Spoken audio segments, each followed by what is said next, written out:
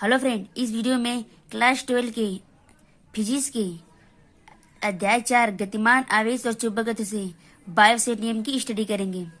देखिए प्रश्न नंबर क्या है। बायोसेट का नियम का उपयोग करते हुए एक धारवाही लूप की अक्षरेखा पर चुंबकीय क्षेत्र का सूत्र प्राप्त कीजिए। हमें सूत्र प्राप्त करना है। देखिए लिखेंगे बायोसेट का नियम। देखिए इन्होंने क्या बताया था बायोसेट का नियम।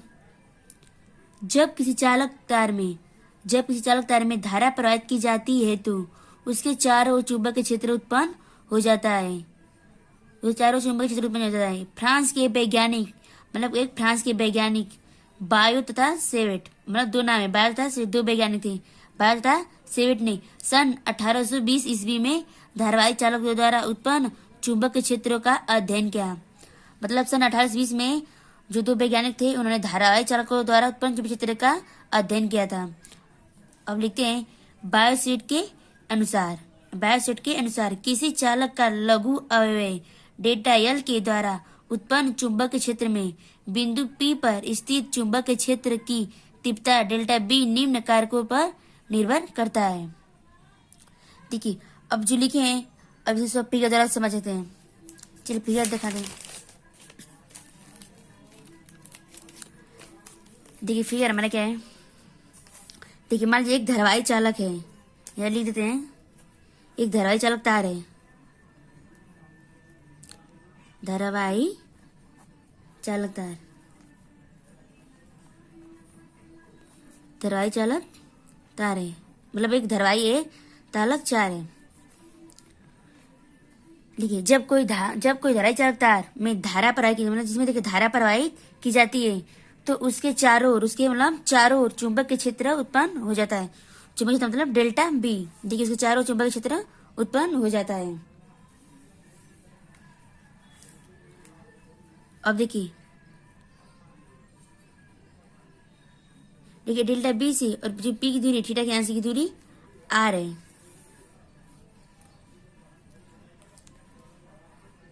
चलो हम निकालते हैं। देखिए उन्होंने एक अवयव लिया, यहाँ से मतलब यहाँ तक, और इसकी दूरी क्या निकाले डेल्टा एल, इसको डेल्टा एल नाम दिए। जो बायोसेट थे उन्होंने पहले एक अवयव लिया जो यहाँ की दूरी डेल्टा एल दी, इसका नाम।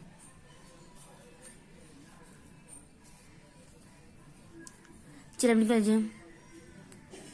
देखिए क्या नहीं कहता किसी चालक तार मतलब किन बातों पर निर्भर करता है। देखिए जो तीव्रता है वो किन बातों पर निर्भर करता है। हमें यही पता करना है कि वो किन बातों पर निर्भर करता है। चलिए देखिए पहला क्या है।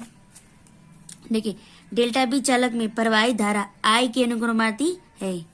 डेल्टा बी जो है चालक में प्रवाहित धारा आई के अनुक्रमाती होता है। क्या लिखेंगे डेल्टा बी अनुक्रमाती आई, इसको समीकरण 1 मान लेते हैं। और दूसरा क्या था डेल्टा बी अवयव की लंबाई। देखिए डेल्टा बी अवयव की लंबाई डेल्टा एल के अनुक्रमाती है। डेल्टा बी की अवयव की लंबाई डेल्टा, देखिए यही अवयव इसे अवयव माने हैं। डेल्टा बी की अवयव की लंबाई डेल्टा एल के अनुक्रमाती होता है। तो लिखेंगे डेल्टा बी अनुपाती किसे होता है डेल्टा एल के, इसको समीकरण 2 मानेंगे। देखिए तीसरा क्या है डेल्टा बी अवयव की लंबाई तथा बिंदु P के बीच बने कोण के ज्या के अनुपाती होता है। देखिए क्या है डेल्टा बी अवयव की लंबाई तथा बिंदु P के बीच बने कोण थीटा की ज्या के अनुपाती होता है। देखिए फिगर में देखिए डेल्टा बी जो है अवयव की लंबाई मतलब डेल्टा एल की लंबाई जो है बिंदु P पर बीच पे बने कोण। देखिए यहाँ पे एक कोण बनेगा, बीच बने कोण के ज्या के अनुपात, ज्या मतलब साइन, ज्या के अनुपात में होता है। तो लिखेंगे डेल्टा बी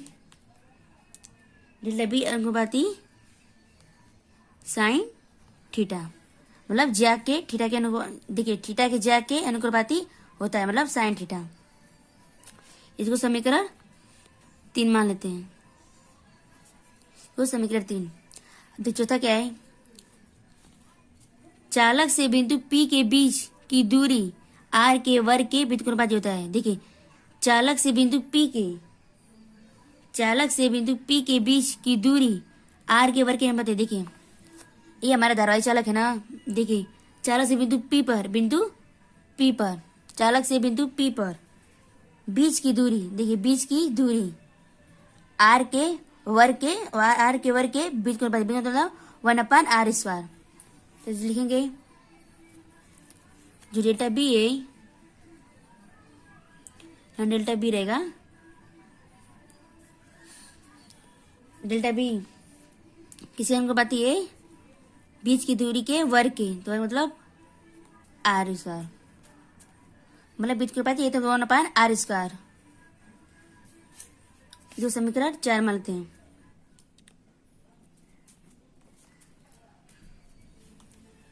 देखिए अब हमें पता चल गया ना। देखिए बायोसेट का नियम क्या था, बायोसेट के नियम अनुसार किसी चालक का लघु अवयव डेल्टा एल के द्वारा उत्पन्न चुंबकीय क्षेत्र में बिंदु P पर स्थित चुंबकीय क्षेत्र की तीव्रता निम्न कारकों पर निर्भर करता है। वही सब कारकों पर जो सब कारकों पर निर्भर किया है वही सब इसमें बताते हैं। चलिए अब आगे देखते हैं। अब चारों को जोड़ना है तो लिखेंगे समीकरण, यहाँ लिखेंगे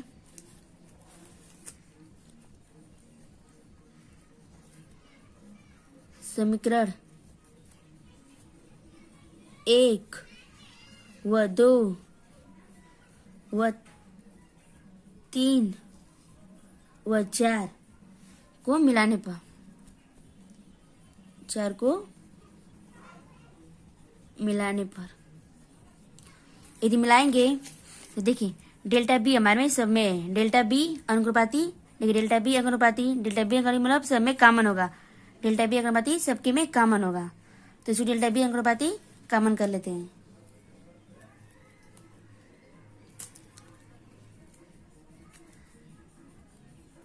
पहला क्या हमारा डेल्टा बी अनुपाती किसी अनुपाती है आई की।